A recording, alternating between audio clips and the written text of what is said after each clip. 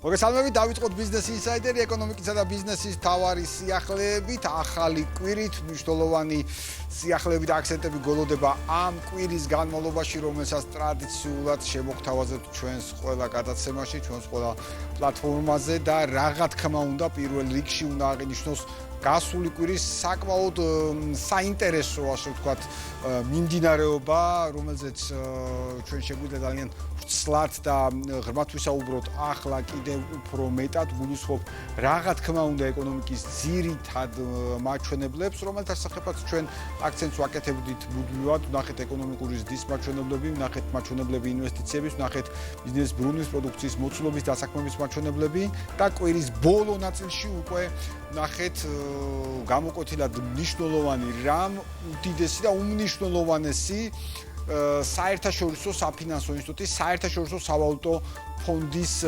მხრიდან საქართველოს ეკონომიკური ზრდის პროგნოზის გაუმჯობესება, რაც კიდევ ერთი აღიარებაა საქართველოს ეკონომიკური სისტემის მდგრადობის, საქართველოს ეკონომიკური პოლიტიკის სისწორის, საქართველოს ეკონომიკური რეფორმების მნიშვნელობის კიდევ ერთი ხაზგასმაა შეიძლება ითქვას ამ წილში და ჩვენ ვხედავთ რა თქმა უნდა თანმიმდევრულ პოლიტიკას და სწორედ ამ თანმიმდევრული პოლიტიკის აღიარება ის შედეგები, რომლებიც გვაქვს. ცხადია, ჩვენ ვსაუბრობდით ეკონომიკური ზრდის მაჩვენებლებზე, თუმცა კიდევ უფრო ვრცლად შეგვიძლია მიმოვიხილოთ ის აქცენტები, თუ რა აქცენტები იქნა შემოთავაზებული საერთაშორისო სავალუტო ფონდის მხრიდან და პირველ რიგში პირველი დიაგრამა თუ შეიძლება, სადაც უკვე კონკრეტულ ციფრობრივ მაჩვენებელს შევხედავთ ამ წილში, საერთაშორისო სავალუტო ფონდის მაჩვენებელი, სადაც საქართველოს ეკონომიკური ზრდის პროგნოზი 5.3%-დან გაიზარდა 6.5%-ად.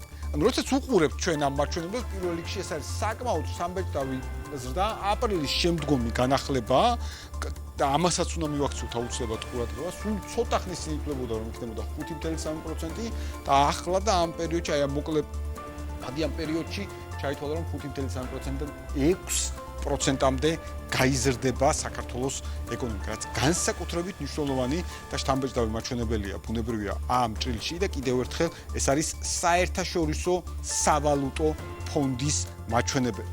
საერთაშორისო სავალუტო ფონდთან ერთად აუცილებელია აღინიშნოს, რომ ჩვენ საუბრობთ ეკონომიკური ზრდის პროგნოზის გაუმჯობესებაზე, საერთაშორისო სავალუტო ფონდთან ერთად უნდა აღინიშნოს, რომ მანამდე ჩვენ ვნახეთ ევროპის რეკონსტრუქცია განვითარების ბანკის მხრიდან საქართველოს ეკონომიკური ზრდის მაჩვენებლის გაუმჯობესება.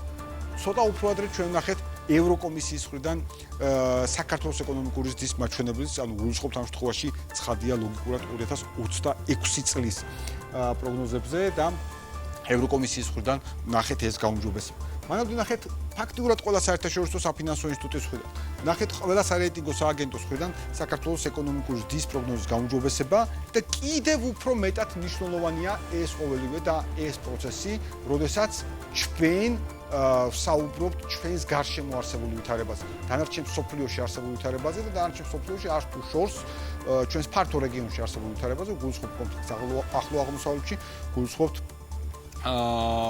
რუსეთ-უკრაინის ომს ამ ჭრილში და ამ ფონზე საქართველო არათუ ინარჩუნებს სტაბილურობას, საქართველო განაგრძობს ზრდას და კონკრეტული ციფრობრივი მაჩვენებელი არის წარმოდგენილი სწორედ საერთაშორისო სავალუტო ფონდის მხრიდან. ხშირად, როდესაც ჩვენ ვსაუბრობთ, რაში გამოიხატება და რაში ითარგმნება საერთაშორისო სავალუტო ფონდის თუ სხვა საერთაშორისო საფინანსო ინსტიტუტების შეფასება.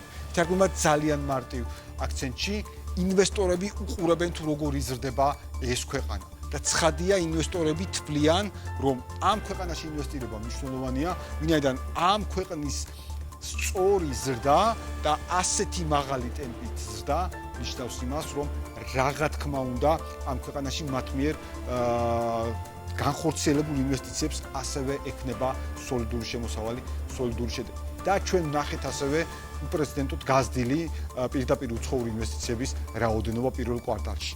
დიახ, სწორი ეკონომიკური პოლიტიკის შედეგად ჩვენ ვიღებთ სწორ და ძლიერ შედეგებს. შემდგომი გრაფიკა თუ შეიძლება, სადაც საერთაშორისო სავალუტო ფონდი აღნიშნავს, რომ საქართველოს ეკონომიკური მაჩვენებლები არის კვლავ ძლიერი. დიახ, როდესაც საერთაშორისო სავალუტო ფონდის მხრიდან ხდება შეფასება საქართველოს ეკონომიკური მაჩვენებლების სიძლიერის, ეს ცალსახად ნიშნავს ძალიან მაღალკვალიფიციურ შეფასებას იმ ყველა მაჩვენებელთან მიმართებაში, იმ ყველა ასპექტთან მიმართებაში, რომელიც ქმნის ეკონომიკურ მდგრადობას, რომელიც ქმნის კარგ პირობებს ეკონომიკის შემდგომის დისათვის. და საერთაშორისო სავალუტო ფონდის მხრიდან შეფასებაში ეს აღნიშნა მართლაც განსაკუთრებულად მნიშვნელოვანი მესიჯია სწორედ იმ ინვესტორებისთვის, რომელზეც ჩვენ ვსაუბრობთ. შემდგომი დიაგრამა თუ შეიძლება, სადაც საკმაოდ საინტერესო აქცენტს ვნახავთ, საუბარია ამ შემთხვევაში ინფლაციურ ნაწილზე და საერთაშორისო სავალუტო ფონდი აღნიშნავს, რომ მოსალოდნელია საქართველოს ინფლაცია 2027 წლის შუა პერიოდისათვის დაუბრუნდეს მიზნობრივ მაჩვენებელს. ჩვენ ვნახეთ ინფლაციის გარკვეულწილად მაღალი მაჩვენებელი დაფიქსირებული გულისხმობ ამ შემთხვევაში არა განსაკუთრებულად მაღალ მაჩვენებელს, არამედ მიზნობრივი მაჩვენებელიდან, ანუ 3%-იანია კიდევ ერთხელ შევახსოვოთ ჩვენს მაყურებელს ინფლაციის მიზნობრივი მაჩვენებელი, რომელიც განსაზღვრული აქვს საქართველოს ეროვნულ ბანკს და ჩვენ ვნახეთ 3%-დან გადახრა, მიზნობრივი მაჩვენებელიდან გადახრა ამ შემთხვევაში ინფლაციური ნაწილი, თუმცა ვხედავთ ასევე დაბრუნების ტენდენციას, ანუ შემცირების ტენდენციას ამ წელში და აქაც საერთაშორისო სავალუტო ფონდი პროგნოზირებს მიზნობრივ მაჩვენებელთან დაბრუნებას, გათანაბრებას ნაწილს და რატომ არის ეს განსაკუთრებით მნიშვნელოვანი? საერთაშორისო სავალუტო ფონდი ერთის მხრივ პროგნოზირებს მაღალ ეკონომიკურ ზრდას და ნებისმიერ ეკონომისტისთვის ცნობილია ძალიან მარტივი ფაქტი, რომ მაღალ ეკონომიკური ზრდის ერთ-ერთი გამოწვევა არის ინფლაციური პროცესი. და ამავდროულად მაღალი ეკონომიკური ზრდის პარალელურად საერთაშორისო სავალუტო ფონდი ჩვენ შემთხვევაში პროგნოზირებს ინფლაციის შემდგომ შემცირებას. და რა თქმა უნდა, ეს არის უმნიშვნელოვანესი ნაწილი, ეს მეტყველებს სწორედ ეკონომიკური პოლიტიკის სიჯანსაღეს, ჯანმრთელ, სწორ ეკონომიკური პოლიტიკის განხორციელებას. შემდგომი გრაფიკა თუ შეიძლება, სადაც ჩვენ უკვე შევხედავთ ვითარებას დაკავშირებულს მიმდინარე ანგარიშების დეფიციტთან და რაც ყველაზე მეტად მნიშვნელოვანია, ისტორიულ მაჩვენებელზეა, შეიძლება ასე ვთქვათ, ისტორიულ მინიმუმზეა ფინანსური პროდუქტის 2.6%-მდეა შემცირებული მიმდინარე ანგარიშების დეფიციტი. დიახ, ეს არის სწორი მიდგომა, ასევე როდესაც ჩვენ ვანულებთ რისკებს მიმდინარე ანგარიშის დეფიციტთან დაკავშირებით და ამ კუთხით შეიძლება ითქვას, საქართველოს განსაკუთრებულად ძლიერ მაჩვენებლებს აჩვენებს. შემდგომი გრაფიკა თუ შეიძლება, სადაც აღნიშნულია ერთ-ერთი მთავარი ნაწილი თუ რას გულისხმობს ბუნებრივად მიმდინარე ანგარიშების დეფიციტის შემცირება, რაზე მეტყველებს საბოლოო ჯამში, ვინაიდან ბევრმა შეიძლება თქვას, რომ რას ნიშნავს 6%-ამდე ეს ისტორიული შემცირება რა არის, ძალიან მარტივად აქაბე აქვს ახსნილი საერთაშორისო სავალუტო ფონდს, რომ მიმდინარე ანგარიშების დეფიციტების შემცირება, ისე როგორც საერთაშორისო რეზერვების და ანუ ამ ფონდზე როდესაც მცირდება მიმდინარე ანგარიშის დეფიციტი და პარალელურად იზრდება ისტორიულ მაქსიმუმზე, შეიძლება ასე ითქვას, საერთაშორისო რეზერვები საგარეო სექტორის პოზიციებს, ქვეყნის საგარეო სექტორის პოზიციებს მნიშვნელოვნად აუმჯობესებს. რა თქმა უნდა, საგარეო სექტორის პოზიციების გაუმჯობესება ამ ქვეყანას კიდევ უფრო მეტად ჭირდება ეკონომიკურ ჭრილში. და დიახ, ჩვენ ვნახეთ რეზერვების ისტორიული მაჩვენებელი და მათ შორის ჩვენს დღევანდელ მიმოხილვაში აუცილებლად შევეხებით უფრო მეტად დასკვნით ნაწილში რეზერვების მიმართულებას და რეზერვების ნაწილს და საკმაოდ საინტერესო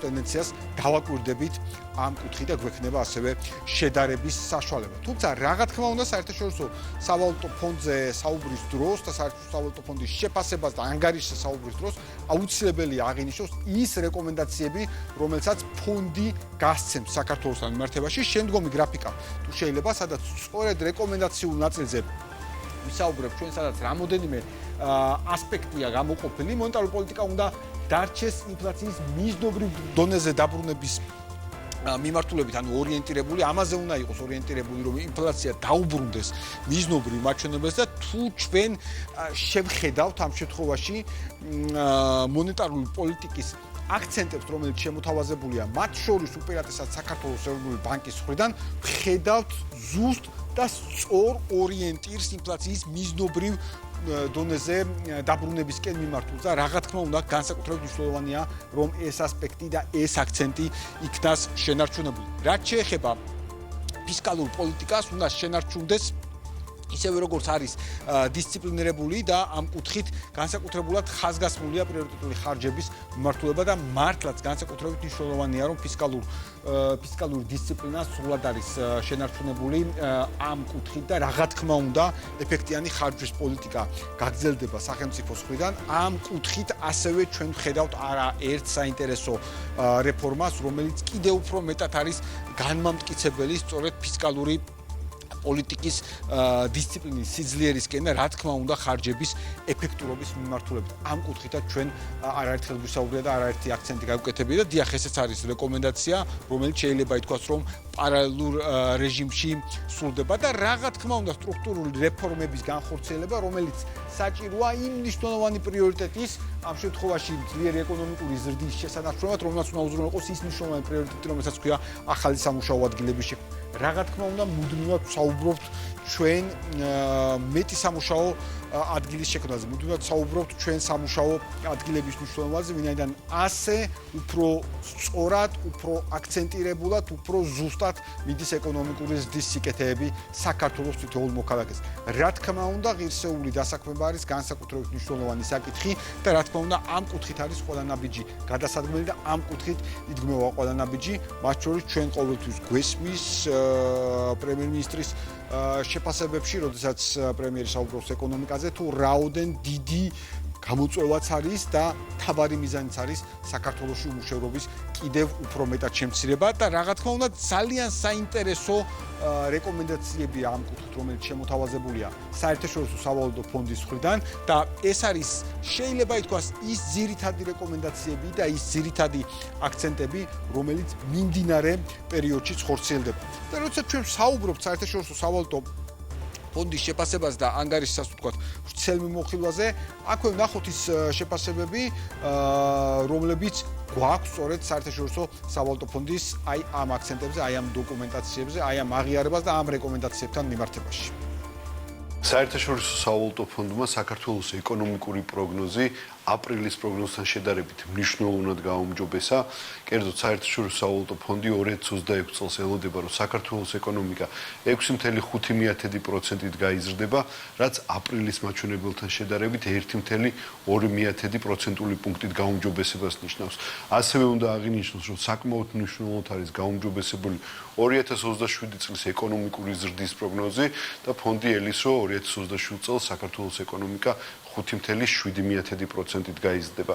რა თქმა უნდა, ფონდი ხაზგასმით აღნიშნავს, რომ ყოველივე ზემოაღნიშნული ხდება იმ ფონზე, როდესაც ახლო აღმოსავლეთში მიმდინარეობს კონფლიქტი და აღნიშნული კიდევ ერთხელ ადასტურებს საქართველოს ეკონომიკის მდგრადობას.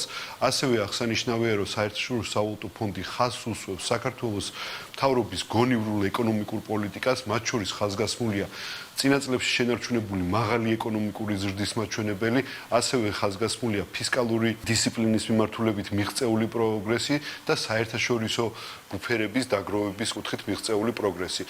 აღსანიშნავია, რომ საქართველოს მთავრობა ელის, რომ 2026 წელს ისევე როგორც შემდგომ წლებში ეკონომიკური ზრდის ის ტენდენციები შენარჩუნდება, რაც ბოლო 5 წლის განმავლობაში საქართველოს ეკონომიკაში ფიქსირდება. რა თქმა უნდა, ყოველივე ზემოაღნიშნული ხელს უწყობს ერთის მხრივ ქვეყანაში ახალი სამუშაო ადგილების შექმნას, მეორეს მხრივ დასაქმებულთა რაოდენობის ზრდას, რაც პოზიტიურად აისახება საქართველოს თითოეულ მოქალაქეზე. საერთაშორისო სავალუტო ფონდმა გააუმჯობესა საქართველოს ეკონომიკური ზრდის პროგნოზი. რეალური ეკონომიკა მისი თვალსაჩინით 6.5% გაიზრდება წელს, მომავალ წელს 5.7%-ით.